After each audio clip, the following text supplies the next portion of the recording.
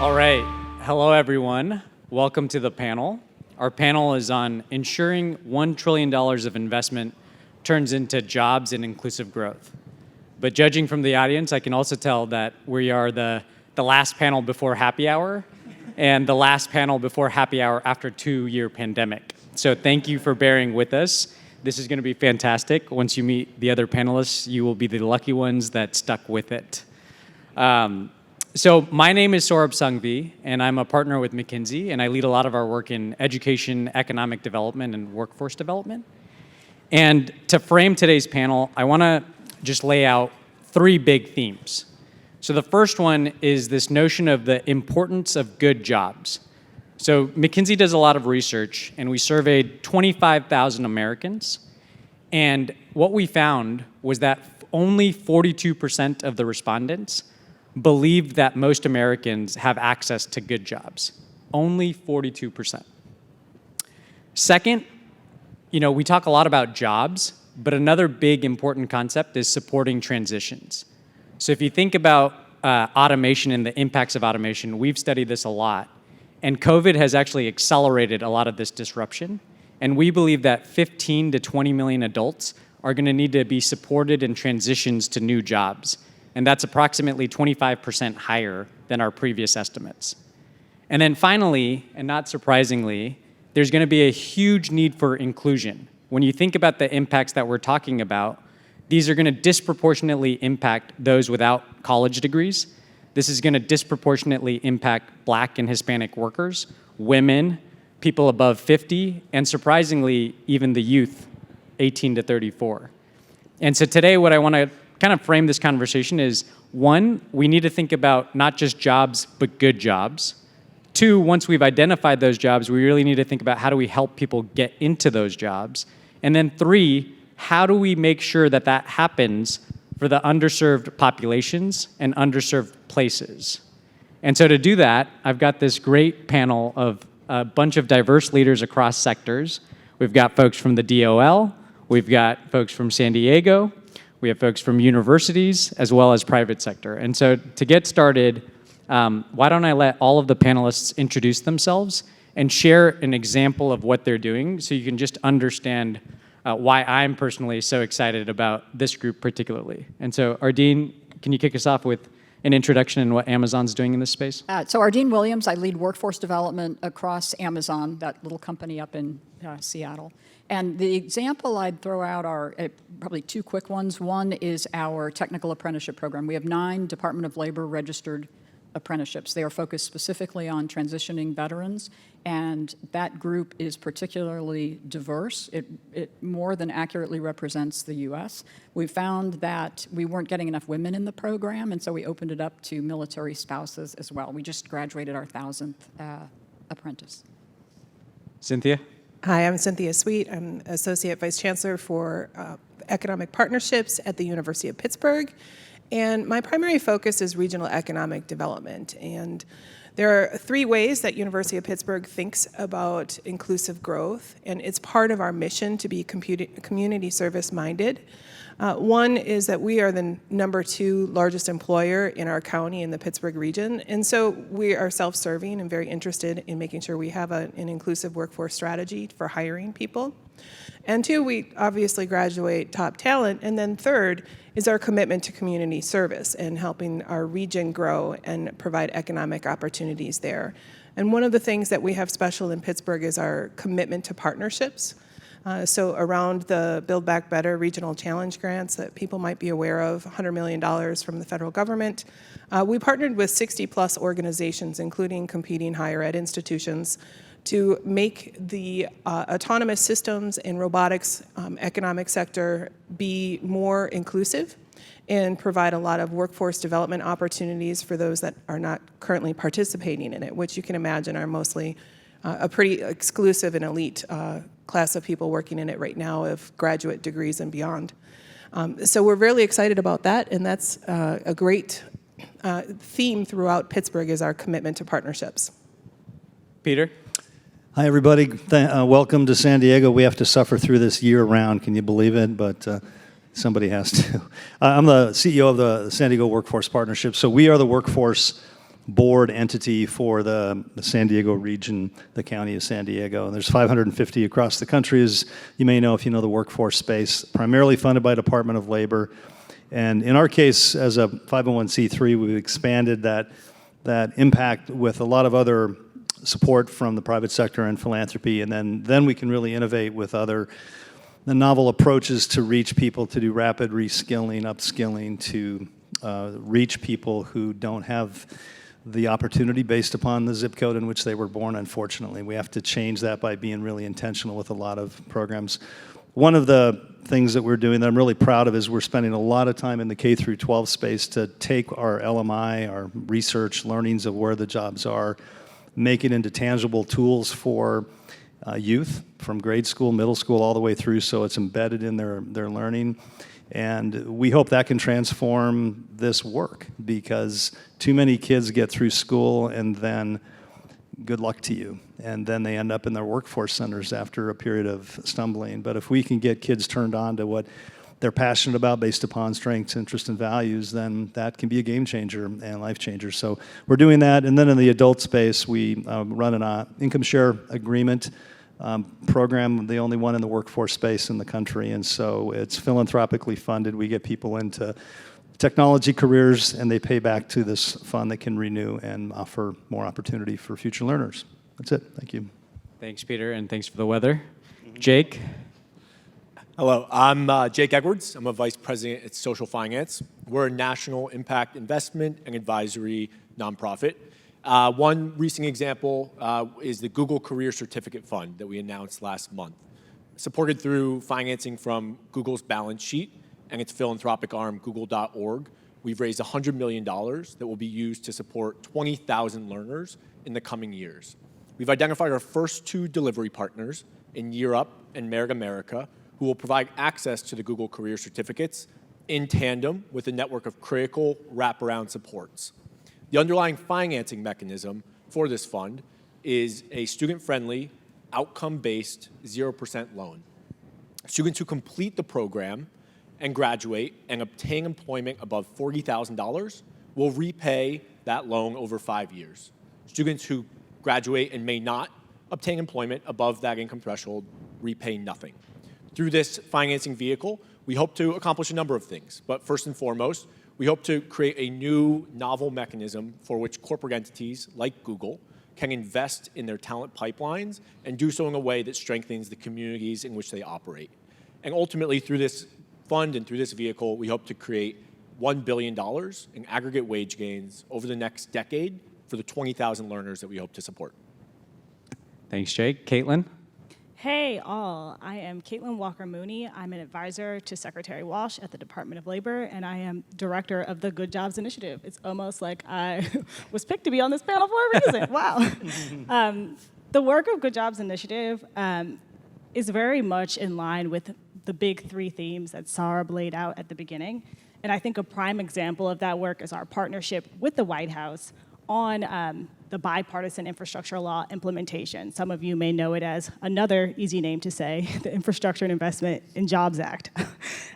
There we support federal agencies leveraging their infrastructure dollars to, firstly, create good quality jobs accessible to all workers.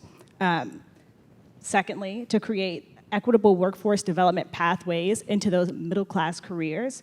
And thirdly, to sustain economic development. The role of government really is to support all workers, and frankly, we have not been good at that.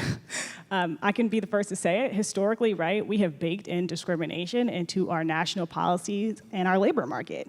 And what's great about the Biden administration is we're here to right those wrongs. We're doing a whole of government, like across every agency, focus on ensuring that we are supporting all working people from every community, especially those who have been on the periphery of our investments or have been excluded in the past. And this isn't all talk, right? It sounds great, but we already have evidence of this work in our public notices of funding opportunities that are going out. I would invite all of you to go check out some of the new Department of Transportation funding that's out there. It's incredible. We have tools like pre-apprenticeship with supportive services, registered apprenticeship, project labor agreements, a big focus on equity specifically called out in those grants. And that's just a part of a sample of our work. I'll turn it back to you now, Saurabh. Thanks, Caitlin. So I think hopefully what everybody has heard is that we have a lot of exciting organizations that are working on this topic and seeing some success. And so what I want to do is unpack some of that and go deeper into some of these examples. And so to start, as we start thinking about, Caitlin, what you were just saying, I'd love to hear more about, why the DOL created this Good Jobs Initiative. What are you expecting to see from an impact? What are some of those early results that you were talking about? And then we can go to some of our other panelists and they can share some of their examples. Great, thank you. Just really quick at the top, what actually is the Good Jobs Initiative? It's a DOL-led initiative that focuses on providing critical information to workers, employers, and governments as they all work to improve job quality and create access, right, to good, safe, union jobs free from harassment and discrimination. All work is valuable work. We want to make every job a good job. And we're continuing work that DOL has always done. What's interesting and new about it is a strategic coordination subject to legal authority. I promised our lawyers I would say that, to get the most bang for our buck. Because when you target and you give a focus point to the rest of the federal government and the American public to sort of know where to go to get this information, it streamlines everything and makes it so much easier. It was created after our secretary spent, the first year of his tenure traveling the country, talking to workers and employers in their communities and witnessing the same labor dynamics I'm sure many of you have. And he realized 3 critical themes. The first is workers are seeking better opportunities. The second is employers, many of them are doing the right thing and want to do better and are seeking those tools to meet the moment.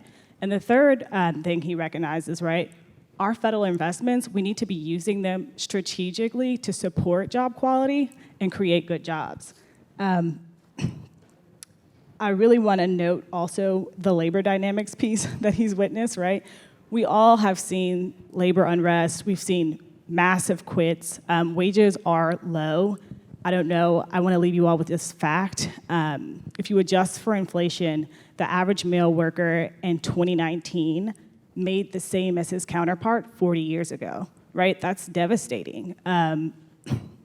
Women, people of color, justice-involved folks who are overrepresented in low-wage sectors, right? They're also suffering from lower wages and poor working conditions, and they're leaving jobs, right? You've heard about the worker shortage.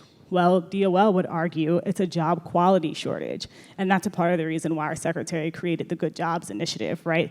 As the mechanism for communicating how we raise job quality to the public and also for organizing labor's work.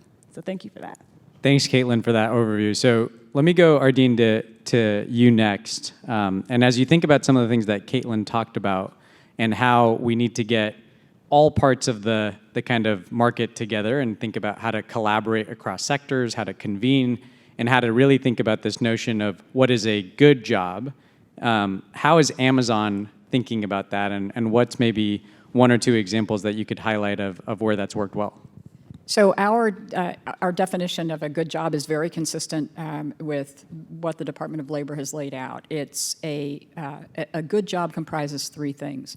A fair wage, we pay more than $18 an hour on average across our logistics network. Access to benefits from day one, and the opportunity to add skills to experience through employer training programs, whether those are for hourly workers, those look like a first dollar program, which means we pay tuition for in-demand jobs, or if it's the opportunity for our software development engineers to learn about artificial intelligence and machine learning. The program I'd point to, though, because it's really about collaboration, is one that's near and dear to my heart in the Commonwealth of Virginia. We worked with the Career High School in Arlington, which has what I would call traditional vocational technical. So they do everything from collision repair, traditional skilled labor, so HVAC, welding, technical things like car repair, which is now extraordinarily technical, project management, as well as IT.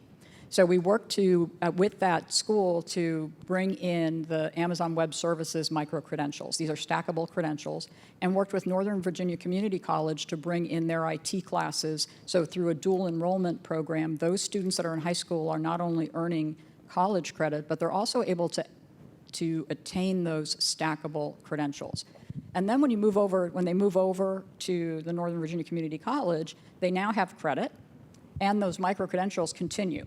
When you get to Northern Virginia Community College, students who declare in that IT or education pathway, for example, are assigned a counselor over at George Mason, which is another public university in Virginia, and there are full articulation agreements. So that counselor ensures that whatever that student takes is absolutely going to transfer. And again, those credentials are built in. So you say, okay, why is that important? It means that there are off-ramps and on-ramps for students. It means that a student who starts in high school in that program and he gets the hands-on experience can actually go out and begin to work, because many of these students don't have the luxury, because they're coming from a socioeconomic background that doesn't have the luxury of paying for college. They have the opportunity to work and then to continue their education with NOVA. And then the state, or the Commonwealth, is sponsoring many of these students through a program called G3, which is Get Skilled, Get a Job, Get Ahead. And for Pell-eligible students, so students whose family income is less than 400% of the federal poverty wage, which is about $100,000, they're eligible for free tuition. And so now you've got this high school, community college, the opportunity to do college credits, the opportunity to do micro-credentials at Stack, and to give students the flexibility to go out and get work experience, and then to decide what they want to pursue and come back. So I may start as a data center technician or a cloud support associate and decide I'm much more interested in cyber. And I can do this through the credential program because there's flexibility and coordination. Thanks, Ardeen. Peter, let me maybe jump to you. So Ardeen just shared, a regional example. You're, of course, doing this in San Diego. How are you thinking about collaborating, convening, working across sectors to drive good jobs? Wow, there's so much that needs to be done, and we have so far to go. That's daunting, but we're seeing real results in programs that we're able to launch thanks to Department of Labor, and having job quality as a concept in the language is relatively new, and the prior administration really honestly wasn't there, but raising the opportunity for all is so critical, because those of us who are lucky to be able to just pivot during a pandemic and work from home and actually be better off is widening the inequity in our community. We have people who are on the front lines who if they want to stay in that job, great, but if they want to advance from that, they need the training opportunities to choose from that are affordable, that don't put them in debt, that will allow them to move through their career. And that's where we have to come in real intentional ways. And so part of the challenge we're facing is in the federal workforce system, the federal investment has gone down about 50% in the last 20 years. It's not caught up. We're that far short of where it was. Build Back Better was going to have a historic investment of $100 billion that would have been a tenfold increase for a decade, but got zeroed out. So until we can get some other funds from the federal government to be able to do more work, we need other partners, and that's where the private sector and philanthropy can come in and can make great impact in allowing us to test and pilot and make things happen. And one local example is we have a great need for construction careers and pre-apprenticeship, but we don't have the dollars in the federal system to do that. But San Diego Gas and Electric, our local energy provider, granted us $100,000 to do a cohort matched by philanthropy, and then it's just taken off. And now we've had over 100 people go through construction training, paid training, and they're ready to go to work. But if not for that, they can't go and get that job. So we have to do these micro investments that can get people training in rapid order, and then off they go. And we have to do more and more of that. But the federal government can't do it all. And when the public or the private sector and philanthropy can lean in, then we can really get creative. Thanks, Peter. Cynthia, let me go to you next. And I think, as I think about the themes that I laid out at the beginning, I talked about good jobs, but I also talked about supporting transitions. And I think you uniquely can talk a little bit about that, where when you think about the city of Pittsburgh, it in many ways has changed from the Pittsburgh that we know of from the 1900s and the 1950s. And so I'd love to hear how you're playing a role in that and thinking about this good jobs, but also helping the citizens of Pittsburgh transition into those jobs. Thanks, Saurabh. So Pittsburgh, as most people know, is the home of steel, right? We've built most of the bridges, or our products built most of the bridges throughout the nation. And ironically, our own bridge wasn't strong enough. I don't know if you caught that on national news, but as we talk about infrastructure playing a key role here, that physical space is an issue and physical assets is an issue, as well as social. And so in Pittsburgh, we have a lot of participants in some of the greatest colleges in the nation, with University of Pittsburgh and Carnegie Mellon University being on the same street. And so we're taking care of, we like to think we have the K through 16, the traditional education program. I know I have a lot of trusted colleagues working on that. But in the community as a whole, the region, we've partnered together to help people that aren't in that traditional K-16 pathway, right? People who have fallen out of the workforce. Now, as I mentioned before, we've transitioned to an eds and meds and high-tech community, robotics, autonomous systems, AI. We're, depending on who you're talking to or what nuance of the science is, we're number 1 or 2 in the world on those topics. And so how do we be more inclusive in bringing people into that fold and helping them find jobs and family-sustaining jobs? And I'm not talking about these facilities that you can come in and you get a job as a janitor, right? We're asking them to be a part of the community. We are really focused on place-based development, and we're letting communities, we're pushing communities to the center of the question of what you need. And as a result, we're developing training programs directed by them as far as what their interests are and how they can serve the workforce. Like you mentioned, partnerships with private partners, other universities, and probably 30 economic development organizations. So while we're graduating high-tech professionals, we're now creating more high-tech professionals that had been left out of the Renaissance in Pittsburgh, and that's just really exciting to us. With that, we created a University Talent Alliance program, and I just want to say this very quickly. I know we don't have much time, but it's a program where we partnered with University of Pittsburgh Medical System. It's the largest health academic health system in the nation, and Carnegie Mellon University, a couple other universities, and University of Pittsburgh. We're creating a training program designed at particular jobs, and then we worked with our human resources departments to actually hire those candidates that come out of those training programs, right? It's not unusual, but it is unusual for higher ed to say, not only are we going to train people, but we're actually going to start training our own workforce. So we're kind of, we're putting our money where our mouth is, not just private partners have to help us train their students, but we're actually investing in that as well.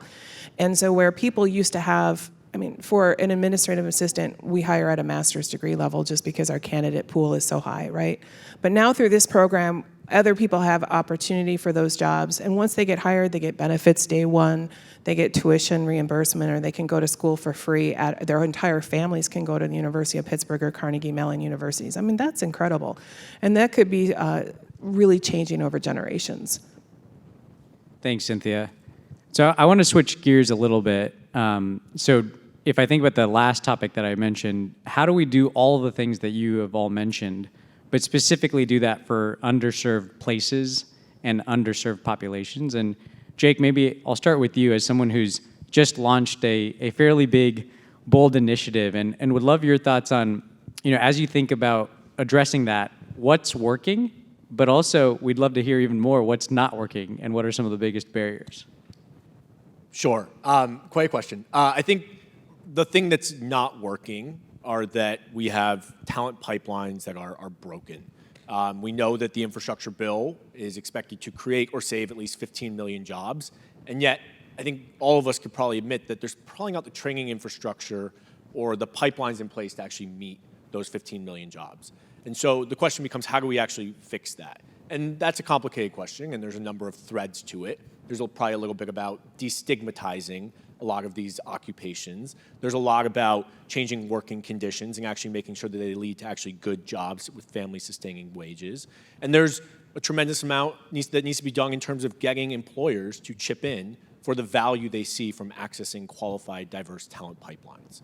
One initiative that touches on the last question about collaboration that we've recently launched is we've set up a Pay It Forward fund with the state of New Jersey. Through that engagement, we're able to bring in and bring and blend dollars from the state and local philanthropy. With those funds, we can create a place-based portfolio of high-quality training programs that align with the economic priorities of the state and with the needs of the private sector. And the point there is that by actually linking the needs of employers to the resources available from philanthropy and government, we can merge economic development and workforce development. Those are two agendas and two mandates that are often thought of as separate, but in reality, they're inextricably linked. And so by virtue of bringing these dollars together, having an intentional focus on the target population, and saying that individuals can only access these programs if they are Pell eligible, or if they are on public benefits, or if they do have a previous interaction with the criminal justice system, we can ensure that these scarce resources are used for a priority population to go into a vetted portfolio of local training programs for which we have corporations on the back end that have acknowledged and kind of qualified the training and the demand for those graduates and create a holistic value chain that works. Now, I think the question becomes, how do you bring that to scale? And that's one very important question. We have about 10 of these initiatives across the country, all at earlier stages, but we hope that it creates a blueprint where you can bring all the stakeholders around the table, diagnose that problem in a localized context, and create an arrangement whereby everyone is contributing to how we skill and how we finance the talent acquisition needs of that local economy. Thanks, Jake. And Caitlin, maybe let me go to you you have the vantage point of thinking about this across our great country. And what do you believe are the biggest barriers? And where are you seeing maybe some sparkles of optimism as well? Yes, thank you for this. I was really jazzed about this question because it's my existential crisis. It keeps me up at night. How do we do this across the nation? So first, just thinking about the barriers, I think the biggest thing that's really hard to break through is that folks at every level in communities and some contractor employers and even workers sometimes view job quality and equity as burdens. People see that as a cost burden, and it's really about education on how these tools are not burdensome because they're going to enable you to retain and attract skilled workers and complete your projects in a timely fashion. I think it was you, Jake, who mentioned this, or maybe it was, several people have touched on this piece, right? There's $1 trillion that's being invested here. The demand is going to be greater than we've seen in a generation. It's historic, right? We've never spent this money on infrastructure before. So we have to tap into all of our talent. We actually cannot afford not to tap into justice-involved folks, to women who are currently only 4% of the construction industry, right? We're 50% of the workforce. That's crazy. To people of color, to rural folks. And when you think about this, too, in terms of a barrier, when we go to areas where job quality is poor or folks are not interested in, the use of project labor agreements and community workforce agreements or local hire and registered apprenticeship, what's going to happen is workers are going to travel to other places where job quality is better. And then we're going to have a conundrum where it's like, how do you get your bridge built in a community where job quality is not good? So I think the key to success here is to bring these folks together and to sort of explain the levers that we're incentivizing at the federal level. And I think the glimmer of hope is that every day I work with Department of Transportation, Department of Energy, Commerce, this is a true it's the biggest group project I've ever been in, and it's not painful, which is ironic. It's actually really hopeful because the federal government is aligned in a way that I feel like people have never seen around, right? We're incentivizing these things not because it's good or the political thing to do, but because it's really a success story, right, for a nation's competitiveness. We have to do this if we want to have a successful infrastructure investment. And I think that's the hope, is that I've seen Commerce say things like, pre-apprenticeship, union representation, worker voice. That's from the Commerce Department, right, recognizing that these elements of job quality are really key to success. So I'll leave it there. Thanks. I love that. The biggest group project. How can you not get excited by that? Ardeen, as someone that works for a company that has a track record of working well in group projects, how are you thinking about some of these things and specifically this notion of how do you do some of the things that you talked about and really think about getting to women, getting to underrepresented minorities, as well as doing this in places that for example, maybe don't have the labor market conditions of a Nova? So I could go two different directions here, but I'm going to want to piggyback on what Caitlin said. So the piece about developing the workforce and the fact that workforce development and economic development go hand in hand. Michael Moretti wrote the book, The New Geography of Jobs. And it's really about how you can't get the flywheel moving if you don't think about those things in tandem. So I'm going to give you an example. I talked earlier about the Nova example. Well, okay, Northern Virginia is full of tech workers. It's full of people who do government contract work. You've got data center infrastructure. So we took that model, and we're working now with Southwest Virginia. Southwest Virginia is towards the Cumberland Gap. This is predominantly agricultural coal country. And Amazon needs people who are to build data centers. The people who build data centers, who do the optical cable splicing and laying cable and that don't work for us, they work for technical specialists. Now, as part of, when you talk about infrastructure development, there's a transoceanic cable that's coming into Virginia Beach, and it's going to run down across Virginia through Southwest into the Cumberland Gap. And there's significant Commonwealth money set in place to connect that existing dark fiber to bring local connectivity in. But that means that we need more network engineers, we need people that can splice cable, we need people that can do horizontal boring. Those are not things that we know how to do, but those are people that we contract with. So we took the coursework that we have up in Northern Virginia. Northern Virginia Community Colleges has made it available remotely, okay? It's available online. The people that we work with, Fishel and Sumitomo Electric, come in and work with the workforce development people in Southwest at Mountain Empire Community College. They're running workshops to teach that fiber splicing. They're able to take advantage of the curriculum that already exists. And we sat down and said, hey, you've got this power lineman degree, okay? And power lineman, even though it doesn't sound like it's related to networking and computer science, well, guess what? Networking is networking. And now, something different runs over the lines, obviously, but you can take that curriculum and then look and say, what are the knowledge, skills, and abilities that you need to infuse in that? How do you lift those up from other courses that are available throughout the Commonwealth? And all of a sudden, you can take that capability and drop it into Southwest Virginia.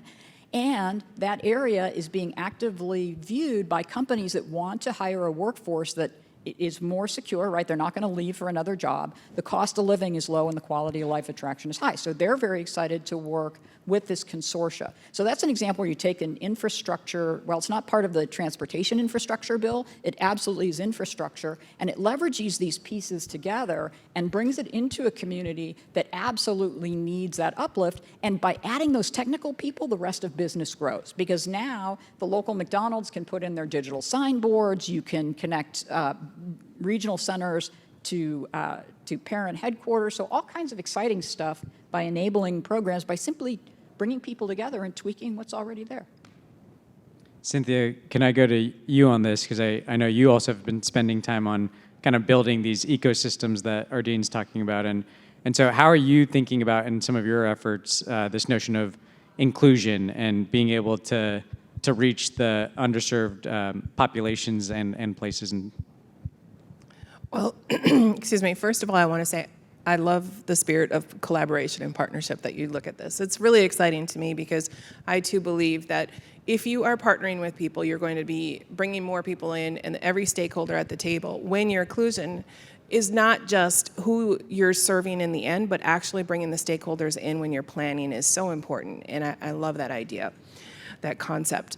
At Pitt, we've been working on, we have an award-winning program called the Community Engagement Centers, and we embed these centers in different communities adjacent to the campus that are primarily underserved, underrepresented populations. And those communities are at the center of programming, as I mentioned before, and they tell us what they need. And so I think when there is a job, a decrease in job availability or job skills, we start to look for solutions on how we can replace those skills or start adding those skills in K-12 system as well as outside of school, right? And so one example of that is in IT. During the pandemic, like many other organizations, we provided Wi-Fi for homes, for people for home learning as well as homework. And those same resources were used then now to help people gain skills as comp TIAA. So we're now training people for IT skills. They're relatively entry-level skills, but they can get jobs from them. And we put those resources in place, and then we listened to the community and said, hey, this is great, can you also add this? So we continue to build on it based on what the communities are asking for. And we also have a huge project launching. It's a cell and gene manufacturing facility. We call it the BioForge. It was funded by the Richard King Mellon Foundation. And we're developing that now. And we're really pressuring our partners in that project to find ways to include the community and inclusive job practices, whether it's from contractors to skills afterward. Again, not focusing on jobs as janitorial staff, but finding ways to upskill people that they can use in career path throughout their lives. Thanks, Cynthia. So we've covered a lot, and we have about 5 minutes left. And so what I want to do is give the audience some snippets and sound bites of just things to take away from this panel. And so we're going to enter into a rapid fire round. Hope you all are ready. And so the first round is called the Spotlight Award, and the rules are simple. You get to shine the spotlight on someone else other than your institution, and you need to think about just one example that you think is tackling some of the topics around good jobs and inclusive growth well. And so let me look at who doesn't have a good answer yet, and we'll start with Peter. Well, just a big shout out to the James Irvine Foundation located up in the Bay Area. And they're all about uplifting workers and good jobs. And they're putting millions into the California economy and being very intentional about it. They have funded us for over $5 million in the past 4 years, from youth work to our income share agreement to cybersecurity training. They don't have to do this. They could put their money in a lot of other things, but they choose to. They take risk. They're all about the workers and lifting everyone up, and they're a phenomenal group. Jake? I will shine a spotlight on one of my favorite training programs in our portfolio. It's a group called American Diesel Training Centers. This is a group that, over the course of a 300-hour curriculum, takes individuals with a starting salary of $21,000 and in 6 weeks gets them into jobs with starting salaries of about $39,000. It's a group that focuses on bringing new populations and underrepresented populations into the skilled trades. They serve about 3x the percentage of women in that particular trade, about 4x the percentage of African Americans in that particular trade. And they've been particularly effective in getting employers to actually pay for students. So this year, we finance about 500 students to go through their program. 80% of them will have a job offer before they even begin the program. And the employer has agreed to repay their tuition amount for every month in which they're retained. And so this training program has said, we know there's a shortage. We can do the math on what that shortage is costing our employers. We have a best-in-class curriculum, and we can focus on availing that curriculum to low-income and underrepresented backgrounds, and doing so at no upfront cost to students. And so that's just one example of an organization that makes me optimistic about the future. Caitlin? I just want to give a huge shout out to the Department of Transportation for being an early collaborator in our big group project with Good Jobs Initiative. They have released several discretionary grants that have the sort of incentives built in to make sure that diverse workers have access to good job training opportunities that will lead to good jobs. Cynthia? I would give a shout out to Manchester Bidwell, which is a training organization near us that's really creative and helps not only employers fill gaps, but also the workers who are displaced. They're an outstanding organization. I also can I add something? Are you going to the next please rapid do. fire? Go ahead. There was something in our prep packet that I really wanted to say is could be the next entrepreneurial idea related to this. And for me, all the great programs we talk about today, if we could have a program that creates a database or agnostic of whatever training you have that helps a worker, an employee, find the right training and the right job and meets them where they are, rather than having 5 different databases you have to search with all of us. That would be amazing. So whoever the tech people are here, I would love it if you could develop that. So Cynthia, you jumped around too, which was pitch your startup idea. And so Ardeen, either one of those questions to round out the panel. My spotlight, and I think it's the where to invest. I'm a math geek because if you don't measure it, you have no idea what works. And so there's an organization called Research Improving People's Lives. They're in Rhode Island, and they've done some really interesting work with data lakes. And what they're able to do is connect policy to outcomes.